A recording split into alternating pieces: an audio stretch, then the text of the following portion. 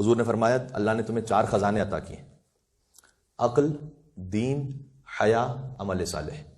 یہ 4 خزانے ہیں: عقل، دین، حیا، عمل صالح.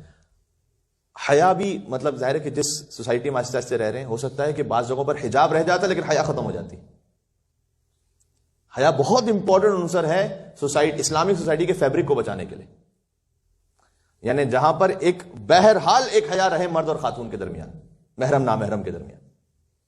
جب آپ اس کو بریک کر دیتے ہیں تو چاہے وہ حجاب کو آپ باقی رکھیں لیکن گناہ کا ایک راستہ کھول دیتے ہیں. یہ سوشل میڈیا، یہ ساری چیزیں. خیر بات، رسول اللہ نے کہا عقل، دین، حیا، عمل صالح. پھر فرمایا یہ 4 چیزیں خزانے اللہ نے تمہیں عطا کی، 4 آفتیں ایسی ہیں جو ان خزانوں کو ختم کر دیں گے، تو خیال رکھنا. کہ عقل کو ختم کر دیتا ہے غضب. اگر تمہیں اپنے غضب پہ کنٹرول نہیں ہے، ذرا ذرا سی بات پہ بھڑک اٹھتے ہو، اپنے آپ کو سنبھال نہیں پاتے، عقل ختم ہو جائے گی. بہت گنجائش اس پہ بات ہو سکے لیکن میں آگے بڑھتا ہوں. دین، فرمایا حسد دین کو ختم کر دیتا ہے. اگر تم اپنے آپ کو نہیں بچا سکتے دوسروں سے حسد کرتے ہوئے، کسی اور کی ترقی کو دیکھ کر، کسی اور کی خوشی کو دیکھ کر، کسی اور کی کبھی شہرت کو دیکھ کر، کبھی کسی اور، حسد ہونے لگتا ہے. لوگ اس کی بات کیوں سنتے، میری کیوں نہیں سنتے، اس کے پاس تک کیوں، میرے پاس. حسد اگر ہونے لگے کہ حسد دین کو ختم کر دیتا ہے.